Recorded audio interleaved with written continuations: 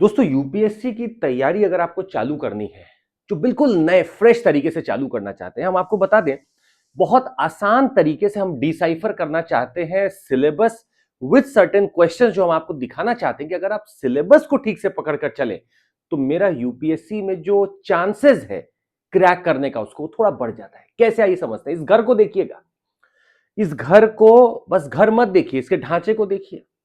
इसका जो फाउंडेशन बना हुआ है वो कुछ किताबों पे बना हुआ है, उन किताबों पे लिखा हुआ है एनसीईआरटीज। जो स्क्रूटनी चल रही है वो प्रीलिम्स के राउंड से चल रही है। इसकी जो छत बनी है वो एसए और एथिक्स से बनी है। अंदर जो घर की सजावट आप देखते हैं वो आंसर राइटिंग है आपका, और जो पिलर्स आप देख रहे हैं इस घर के वो है आपके जीएस पेपर्स। हम जानबूझ के आपको एक घर दिखाना चाहते थे क्योंकि सब कुछ एक कॉम्प्रिहेंसिव इंटीग्रेटेड मैनर में ही आपको पढ़ना है। अगर आप इस सिलेबस को ऐसा मान लें तो आप बहुत बेहतरीन तरीके से सिलेबस को डिसाइफर कर सकते हैं। अगले कुछ मिनट आपके हमको चाहिए जहां हम आपको यह क्लियर कर देंगे कि सिलेबस यूपीएससी का कैसे आपको पकड़कर चलना है और क्यों पकड़कर चलना है। वैसे लोग सिलेबस को प्रीलिम्स और मेंस दो में डिवाइड करते हैं, पर सवाल सबसे बड़ा अभी भी यही उठता है कि मैं पढ़ूं क्या, मैं प्रीलिम्स के हिसाब से सिलेबस को पढ़ूं या मेंस के हिसाब से पढ़ूं। इसको समझने के लिए पहले आपको एक बहुत बड़ी चीज समझनी पड़ेगी और वो हम आपके सामने बनाकर दिखाएंगे। समझिएगा, अगर मैं आपको बोल रहा हूं कि ये मेरा सिलेबस है यूपीएससी का, तो आप समझ जाइएगा कि मैं एक बहुत वास्ट सिलेबस की बात कर रहा हूं और मेरे पास एक पूरा का पूरा राउंड है, वो है मेंस एग्जामिनेशन का, जिसमें टोटल 9 पेपर्स होते हैं। इसमें टोटल 9 पेपर्स होते हैं। अब इन 9 पेपर्स में क्या क्या हम अभी चर्चा करेंगे, पर इसके पहले हम आपको बता दें, इसी मेंस के अगर मैं भीतर थोड़ा झांक कर देखूंगा तो मुझे एक और सब्जेक्ट पता चलेगा या एक और पैटर्न पता चलेगा, और वो पता चलेगा प्रीलिम्स के बारे में, प्रिलिमिनरी एग्जामिनेशन के बारे में। मतलब यूपीएससी का पहला राउंड है प्रीलिम्स का, अगला राउंड है मेंस का, और उसका अगला राउंड है पर्सनालिटी टेस्ट का।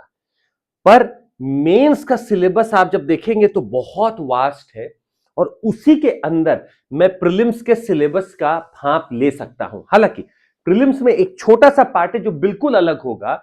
जैसे प्रीलिम्स में हमारे पास दो चीजें हो गई, एक हो गया जनरल स्टडीज का पेपर, एक मेरा जनरल स्टडीज का पेपर हो गया, और एक हो गया मेरा एप्टीट्यूड का पेपर, जिसको आप सीसैट के नाम से भी जानते हैं, सीसैट के नाम से भी जानते हैं। अब सीसैट मेरा मेंस से कोई लेना देना नहीं है, मेरा सिर्फ जनरल स्टडीज है, जो कि प्रीलिम्स में जो आता है, ये जितना अंदर सिलेबस आपको दिखेगा वो सब मेंस में कवर्ड होगा, वो सब मेंस में कवर्ड होगा।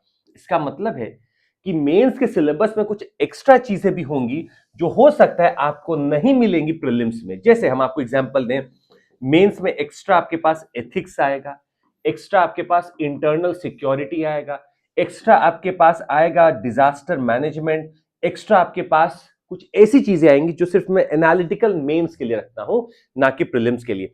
पर प्रीलिम्स की लगभग सारी चीजें इस पूरे मेंस के सिलेबस में समाहित है। अब अगर प्रश्न यह है कि मैं अपनी तैयारी करना अगर चालू करूं तो मैं अपना दिमाग कैसा रखूं, तो सर आपको अपना दिमाग रखना होगा मेंस सिलेबस के हिसाब से। अगर आप मेंस सिलेबस तैयार रखते हैं तो आप प्रीलिम्स भी अच्छे से तैयार रखते हैं। अब इस मेंस की गाथा को आइए समझते हैं। मेंस की गाथा में जाने से पहले हम आपको बता दें प्रीलिम्स की गाथा के बारे में। सिंपल सा दिमाग में रखिएगा भाई, अगर मैं अपने प्रीलिम्स या प्रिलिमिनरी एग्जामिनेशन की बात कर रहा हूं, इसमें दो पेपर है। एक पेपर में आपका पूरा का पूरा जनरल स्टडीज होता है, पर जब आप इसके सिलेबस को ढूंढेंगे और खोलेंगे तो उसमें क्या लिखा रहेगा, contemporary current events of national and international importance. मतलब सब कुछ हो गया, हिस्ट्री होगा, ज्योग्राफी होगा, पॉलिटी होगा, इकोनॉमी होगा, ये सब जनरल स्टडीज में आता है। और इसमें करंट अफेयर्स भी आता है क्योंकि current events of national and international importance लिखा रहता है। दूसरा, जब आप सीसैट को देखेंगे तो उसमें साफ होगा कि आपका इंटरपर्सनल स्किल्स हो गए, आपका एप्टीट्यूड हो गया, कॉम्प्रिहेंशन हो गया, क्वांटिटेटिव क्वेश्चंस हो गए, ये सब आपके यहां पर बनते हैं। तो मेरा ये सीसैट का सिलेबस तो अलग ही है रहेगा, ये थोड़ा रीजनिंग, कॉम्प्रिहेंशंस, मैथमेटिक्स की तरफ जाएगा। पर ये वाला जो सिलेबस है ये बिल्कुल जनरल स्टडीज बेस्ड रहने वाला है, और इसी को डिसाइफर करने के लिए और ब्रॉड तरीके से रियलाइज करने के लिए हम चाहते हैं कि आप अपना दिमाग प्रीलिम्स के जीएस से हटाकर मेंस के जीएस पर लगाइए। अब हम आपको एग्जाम्पल के साथ समझाएंगे, पर पहले देखते कि मेंस में है क्या, स्कीम क्या है। अगर मैं आपको मेंस एग्जामिनेशन के बारे में बताऊं तो सबसे बड़ी बात है यहां पर 2 क्वालिफाइंग पेपर होते हैं। 2 क्वालिफाइंग पेपर का मतलब है एक हो गया आपका इंग्लिश का पेपर और एक हो गया कोई भी बाकी का लैंग्वेज पेपर जो आप चुनना चाहें। आप चाहे तो हिंदी चुन लें, उर्दू चुन लें, तमिल चुन लें, जो आप यहां चुन लें। एक लैंग्वेज पेपर है, एक इंग्लिश का पेपर है, प्लस 2 यहां पर आपके पेपर होंगे ऑप्शनल के। 2 पेपर हो गए, 2 ऑप्शनल पेपर्स। ऑप्शनल एक ही होगा पर 2 ऑप्शनल के पेपर होंगे। टोटल अभी तक 4 पेपर हो गए। यहां पर आप कोई भी any one optional you can choose, any one optional subject you can choose. अब आते हैं तीसरे पार्ट पर। तीसरे पार्ट में आपको मिलते हैं 4 जीएस के पेपर्स जिसके अंदर पूरा जनरल स्टडी समाहित है। यहां पर आप जीएस पेपर 1, 2, 3 और 4 की बात करते हैं। जीएस पेपर 1, 2, 3 एंड 4 की आप बात करते हैं। अभी तक मेरे पास 2, 2, 4, 4 और 4 8 पेपर हो चुके हैं। अभी भी एक पेपर बाकी है और वो मेरा बहुत पावरफुल पेपर है एस्से का। एक मेरा एस्से का पेपर बाकी है। अब देखिएगा, हम लोग जो चर्चा करने वाले हैं वो है जीएस पेपर्स के सिलेबस की, और इसी जीएस पेपर्स के सिलेबस की प्रीलिम्स में क्या भूमिका है, एस्से में क्या भूमिका है, आप ये समझिएगा। ऑप्शनल हर किसी का अलग होता है, कुछ भी आप चुन सकते हैं। आप ज्योग्राफी चुन सकते हैं, पबैट चुन सकते हैं, पीएसआईआर चुन सकते हैं, उसका सिलेबस अलग होगा। और ये क्वालिफाइंग जो 2 पेपर होते हैं इनका कोई सिलेबस नहीं होता है। ये माना जाता है कि आप 10वीं तक की इंग्लिश, 10वीं तक का लैंग्वेज आप पढ़ना जानते हैं और लिखना जानते हैं। हम आपको सीधे लेकर चलते हैं अपने जीएस पेपर्स के एक बढ़िया डिस्कशन में कि आखिर इसका सिलेबस क्या है, क्योंकि मुझे इसी से अपने प्रीलिम्स को भी क्लियर करना है। चलिए, हम सबसे पहले आपके सामने बात रखने वाले हैं जीएस पेपर 1 की। जीएस पेपर 1 की, जिसको विभाजित किया जा सकता है कुछ और सब्जेक्ट्स में, जैसे कि आप हिस्ट्री की बात करते हैं। यहां हिस्ट्री बहुत इंपॉर्टेंट है। यहां पे एंशियंट भी इंपॉर्टेंट है हिस्ट्री, यहां पर मॉडर्न भी इंपॉर्टेंट है हिस्ट्री, यहां पर पोस्ट इंडिपेंडेंस भी इंपॉर्टेंट है कि आजादी के बाद भारत में क्या क्या हुआ, ये सब भी यहां बड़े क्वेश्चन बनते हैं। साथ ही में यहां पर जब आप हिस्ट्री की बात कर रहे हैं तो वर्ल्ड हिस्ट्री भी यहां पर पढ़ना पड़ता है। हालांकि वर्ल्ड हिस्ट्री प्रीलिम्स में नहीं पूछा जाता है पर मेंस में पूछा जाता है, तो ये मेंस स्पेसिफिक वर्ल्ड हिस्ट्री है। पोस्ट इंडिपेंडेंस वैसे तो मेंस में बहुत ज्यादा आने की उम्मीद रहती है, प्रीलिम्स में यहां पे कम क्वेश्चन बनने की गुंजाइश रहती है। और देखिएगा, इसी जीएस पेपर 1 के अगर मैं दूसरे भाग को खोलूं तो यहां पर आपको मिलता है ज्योग्राफी। और ज्योग्राफी में आपको फिजिकल ज्योग्राफी के कॉन्सेप्ट्स जो होते हैं, जैसे कि भाई आपकी जेट स्ट्रीम्स क्या है, बायोस्फीयर क्या है, कहां पे क्या रिसोर्सेज मिलते हैं, ये सब ज्योग्राफी की बात है। मतलब अगर मैं 2 में विभाजित करूं तो एक कॉन्सेप्चुअल पार्ट होता है जहां पर आप फिजिकल ज्योग्राफी पढ़ते हैं, एक फिजिकल ज्योग्राफी का पार्ट दिखेगा यहां पर, और एक आपको दिखेगा रिसोर्सेस का पार्ट कि कहां पर क्या रिसोर्सेज हैं। यहां तक कि वाटर रिसोर्स क्या है, कहां पॉन्ड है, कहां लेक है, कहां नदियां हैं, कैसे डेजर्ट आज बनते जा रहे हैं, कैसे टूटते जा रहे हैं, सब यहां पर बातें होती हैं ज्योग्राफी की। तीसरा हम अगर इसी में जोड़ना चाहें और लिखें आपके सामने कि तीसरा यहां पर क्या इंपॉर्टेंट है, तो याद रखिएगा यहां तीसरा जो है वो कहीं ना कहीं सोशल इश्यूज का सवाल पैदा करता है। सोशल इश्यूज में आप देखेंगे तो एक बड़ी कॉमन थीम है यहां विमेन को लेकर। विमेन की बहुत कॉमन थीम है यहां। यहां वल्नरेबल सेक्शंस के ऊपर भी सवाल बनता है, जैसे एल्डरली भी आ सकते हैं, बच्चे भी आ सकते हैं।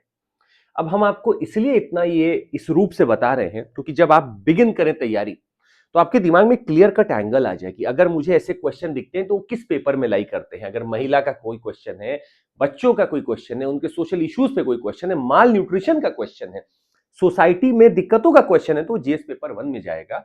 यहां पर ज्योग्राफी भी आती है, यहां पर वर्ल्ड हिस्ट्री भी आती है। ये 3 बड़े पैमाने हैं जीएस पेपर 1 के, जो टोटल 250 नंबर का होगा।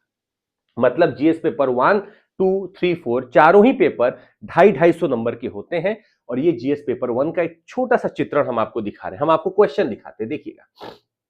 अगर आप बात कर रहे हैं जीएस पेपर 1 का, तो देखिए मैंने जीएस पेपर 1 में हिस्ट्री पढ़ने की कोशिश की, मैंने एंशिएंट इंडिया पढ़ा, और देखिए क्वेश्चन कैसा आता है। Which one of the following explains the practice of Vatakkiruttal as mentioned in the Sangam poem. तो संगम पोयम एंशिएंट इंडिया में हम जा रहे हैं, इनमें से क्या हो सकता है, ये जवाब मुझे देना था। मतलब term based question, episode based question, architecture art based question history से बनते हुए दिखते हैं। यही चीज लगभग ज्योग्राफी पे अप्लाई होती है। कोई चीज खत्म हो रही होती, बन रही होती है, या फिर सोशल इश्यूज में कोई बड़ा बदलाव होता है तो क्वेश्चन बनता है। अब मेंस का भी देख लेते हैं। मेंस में लिखा है भाई discuss the salient features of the Harappan architecture. मतलब हड़प्पन आर्किटेक्चर का आपको सेलिएंट फीचर बनाना है। ये वैसे तो बहुत सिंपल क्वेश्चन है, पर फिर भी इसी साल 2025 में मेंस में पूछा गया था। हम आपको और एग्जांपल देते हैं। आप अगर ज्योग्राफी की बात करते हैं जो कि जीएस पेपर 1 में है, तो देखिए कैसे प्रीलिम्स में आ रहा है कि India depends on coal for electricity despite uranium deposit. Uranium must be enriched to at least 60% for electricity. अभी दो स्टेटमेंट है, दोनों को पूछ रहा है, बताओ कौन सा सही है कौन सा गलत है। कोई एक्सप्लेन कर रहा है पहले को या दूसरे को, बताओ। इसके लिए डीप स्टडी आपको चाहिए कि भाई कोल कितना एनर्जी देता है, यूरेनियम है नहीं है आपके पास, इसके लिए डीप स्टडी चाहिए। इसीलिए ज्योग्राफी का जब आप रिसोर्सेस पढ़े तो प्रीलिम्स का भी काम हो गया। अब देखिए mains, how are climate change and the sea level rise affecting the very existence of many islands. देखिए हमने बोला ना रिसोर्सेज, पॉन्ड, वाटर, रिवर, तो सी लेवल अगर राइज होगा तो कैसे आइलैंड नेशन स्ट्रगल कर रहे होंगे, एग्जाम्पल के साथ बताइए। और this is what is the beauty of this examination कि अगर मैंने मेंस के हिसाब से अपने आप को तैयार कर लिया है, अगर अब आपने अपने आप को मेंस के हिसाब से तैयार कर रखा है, if you are mains prepared you are already prelims prepared. क्योंकि प्रीलिम्स हमेशा ही एक सबसेट होगा मेंस का।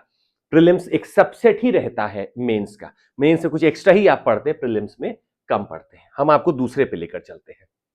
जब आप जीएस पेपर 2 का बात करते हैं तो आपके दिमाग में क्या आना चाहिए? बहुत आसानी से आप सबसे पहले याद करिएगा कि पूरा का पूरा पॉलिटी मुझे जीएस पेपर 2 में ही मिलना है। मतलब जब पॉलिटी में लिखूं तो भाई लेजिस्लेचर से लेकर आपके कॉन्स्टिट्यूशन के फंक्शनिंग तक सब कुछ यहीं पर आ जाएगा। पूरा पॉलिटी आपको पढ़ना पड़ता है।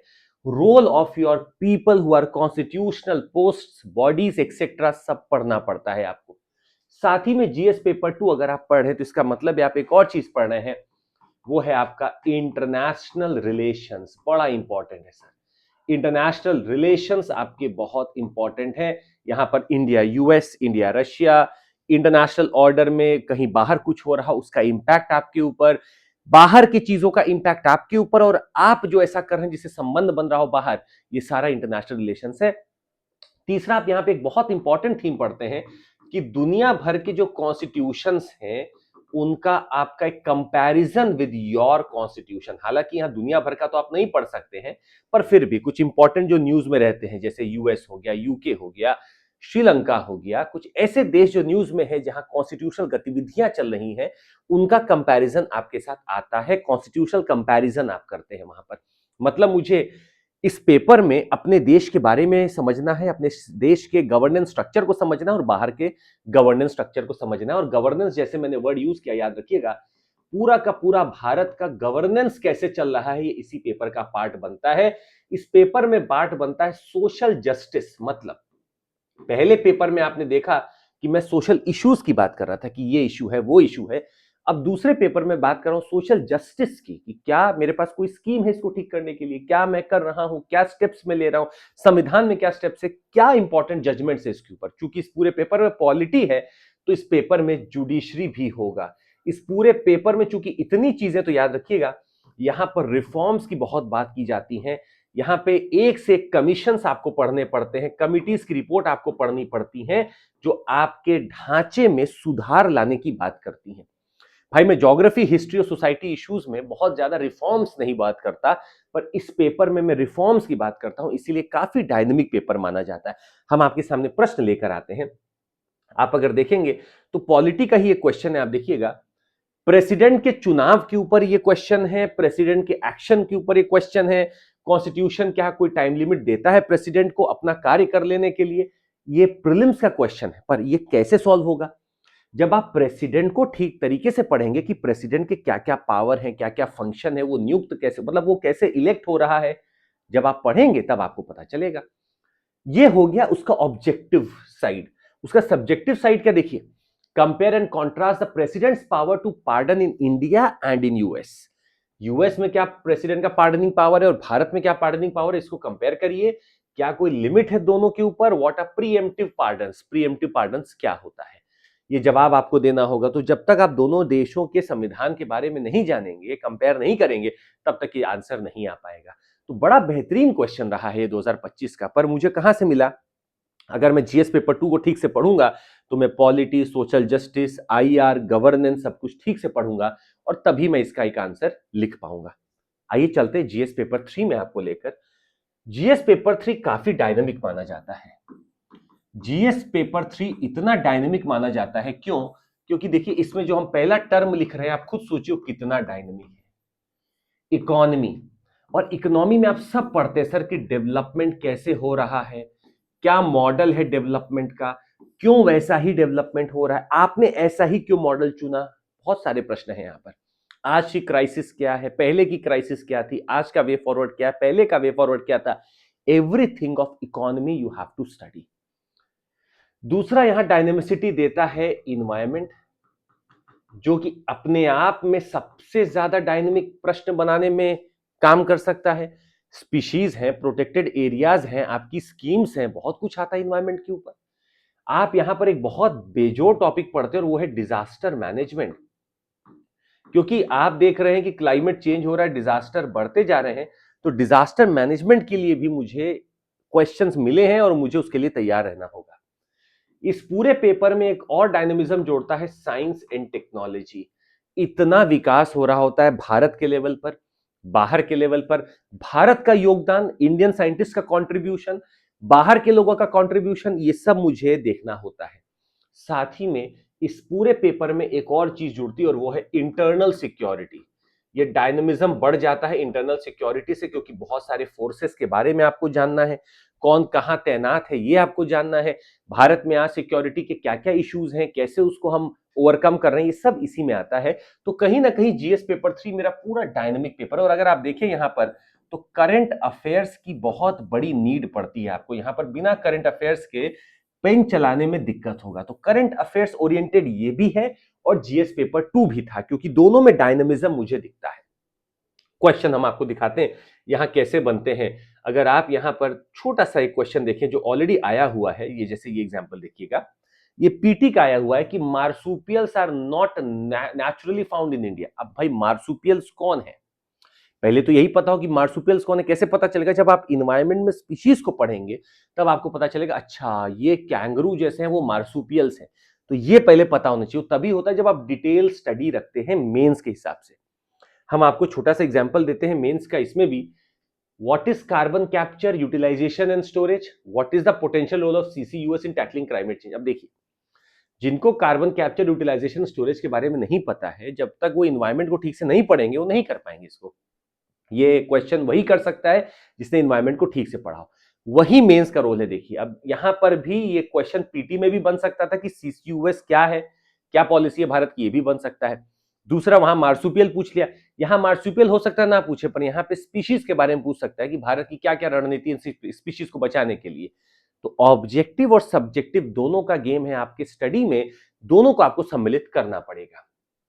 ये था जीएस पेपर 3 का एग्जांपल जो हम आपको दे रहे थे, और वो था कैटेगराइजेशन हमारा कि क्या क्या आता है जीएस पेपर 3 में, जो हम आपको अभी दिखा रहे थे। जैसे देखिए एक और क्वेश्चन हम आपको दिखाते हैं, aerial metagenomics best refers to what? ये साइंस एंड टेक्नोलॉजी का क्वेश्चन है और बायोटेक्नोलॉजी इसमें दिख रहा है मुझे कि मेटाजिनोमिक्स, एरियल मेटाजिनोमिक्स क्या है। ये तभी होगा जब आप करंट अफेयर्स के टच में रहेंगे। हम आपको और दिखाते हैं, how can India achieve energy independence through clean technology by 2047? तो टेक्नोलॉजी, एनर्जी, बायोटेक्नोलॉजी कैसे इसमें मदद करेगा? Again a question of your GS paper 3। ये आता है जीएस पेपर 3 में dynamism, how can you do this, what is India doing? ये क्वेश्चन आपके बनते हैं जीएस पेपर 3 में। खैर, हम आपको एक और चीज दिखाते हैं। इकोनॉमी का देखिए जैसे क्वेश्चन बना है, which are we activities part of sterilisation? Sterilisation का कौन सा एक्टिविटी पार्ट आप कह सकते हैं? ये तभी लोग समझेंगे स्टरलाइजेशन का मतलब समझें। और ये जो दूसरा आप देख रहे हैं, distinguish between human development index and the inequality adjusted human development index, again very important. ये तभी आप कर सकते हैं जब आपको पता हो ह्यूमन डेवलपमेंट इंडेक्स क्या है, इनइक्वालिटी एडजस्टमेंट क्या, तभी आप इसको कर सकते हैं। इकोनॉमी में आपको ऐसे क्वेश्चन भी देखने को मिलते हैं। तो बहरहाल अब हम आपको एक और चीज बता दें, जीएस पेपर 4 की अगर हम आपको बात बता दें, जीएस पेपर 4 जो है मेरा, वो एक एथिक्स की बात है। इसका सिलेबस अपने आप में कोई बाउंड नहीं कर सकता। यहां एथिक्स है, यहां सर्विस एंड कंडक्ट है of you being an officer. क्या आप उम्मीद करते हैं कि ऑफिसर को क्या करना चाहिए। यहां बहुत सारी केस स्टडीज हैं जो मुझे पढ़ना है। यहां पर मुझे अपना वो इंटरफेस दिखाना है जो हम एथिकल ग्राउंड्स पे दिखाते हैं। मतलब आपके क्या टीनेट्स हैं, पैरामीटर्स हैं। आप यहां पर ऑनेस्टी की बात करते हैं, आप यहां पे इंटेग्रिटी की बात करते हैं, आप यहां अकाउंटेबिलिटी की बात करते हैं, रेस्पॉन्सिबिलिटी की बात करते हैं, फाइड्यूशरी रिस्पॉन्सिबिलिटी की बात करते हैं। आप यहाँ पे मॉरल थिंकर्स की बात करते हैं जो भारत में है, जो बाहर है, और वो कैसे शेप कर रहे हैं आपके मोरालिटी को, आपके एथिकल कंडक्ट को। ये सब एथिक्स का पार्ट बनता है। तो यहाँ पे कोई एक आंसर नहीं होता। यहाँ पे आप अपनी भावनाओं को व्यक्त कर रहे होते हैं। यहाँ का प्रीलिम्स में कोई लेना देना नहीं है इस क्वेश्चन राउंड का या इस जीएस पेपर 4 का। ये सिर्फ मेंस में ही आता है और मेंस के हिसाब से आपको इसको पढ़ना भी होता है। Very subjective, I would say very subjective. हम आपको दिखाते हैं, जैसे बोला है कार्ल वॉन क्लाउसविट्ज का एक स्टेटमेंट है, war is the continuation of politics by other means. Critically examine the relevance of this statement in present context of contemporary geopolitical conflict. आपको बताना है कि कैसे war is the continuation of politics by other means. अलग तरीके से। भाई अभी तक डिप्लोमेसी चल रही थी, वो भी एक पॉलिटिक्स का पार्ट था। अब डिप्लोमेसी खत्म हुई, वॉर बिगिन हो गया। War is also the continuation of politics by other means. तो जीएस पेपर 4 में आपको दिखाना होगा, प्रूव करना होगा how it is a politics, how it is a diplomacy of other category. 4 paper हमने अभी तक आपको बताए हैं। इन 4 पेपरों को अगर मैं फिर से यहां पर आपके सामने लिख दूं तो आपको कुछ बातों का ध्यान रखना होगा। GS paper 1, paper 2, paper 3 and paper 4। और जो कॉमन इन सब में है कि भाई प्रीलिम्स के क्वेश्चन अगर जो बनते हैं वो आप आराम से यहां से कर सकते हैं, बशर्ते आपको अपने दिमाग में रखना होगा कि what am I studying it for. तो जब आप यहां पर हिस्ट्री पढ़ें तो हिस्ट्री को बस सब्जेक्टिवली ना पढ़ें। जब आप यहां पर ज्योग्राफी पढ़ें तो सिर्फ ज्योग्राफी ऐसा ना पढ़ें कि मैं सब्जेक्टिव जानता हूं, ऑब्जेक्टिव नहीं जानता हूं। जब आप सोशल इश्यूज पढ़ें तब आप थोड़े ऑब्जेक्टिवली भी पढ़ें चीजों को। जब आप पेपर 2 में जाएं और आप कोई लॉज पढ़ें, कोई पॉलिटी का पार्ट पढ़ें, तो आप ऐसे पढ़ें कि क्वेश्चन प्रीलिम्स में भी तो आ सकता है। जब आप पेपर 2 पढ़ें और आईआर पढ़ें तो आप लोकेशन भी देखें कि ये कहां पे है। जब आप गवर्नेंस पढ़ें तो आप स्कीम्स भी देखें कि कहां पर क्या है, तब आप बेहतर पीटी को भी अटेम्प्ट कर पाएंगे। जब आप पेपर 3 पढ़ें तो आपके दिमाग में ये भी होना चाहिए कि भाई इकोनॉमी का एक क्वेश्चन प्रीलिम्स में भी आ सकता है, इन्वायरमेंट का एक क्वेश्चन का एक कैटेगरी आ सकता है, डिजास्टर मैनेजमेंट आ सकता है, इंटरनल सिक्योरिटी आ सकता है, साइंस एंड टेक्नोलॉजी तो आता ही है प्रीलिम्स में। मुझे ऐसा पढ़ना है कि मैं ऑब्जेक्टिव जवाब भी दे सकूं। यहां पर मुझे पूरा सब्जेक्टिव ही बनना है क्योंकि यहां का प्रीलिम्स में कोई लेना देना है नहीं।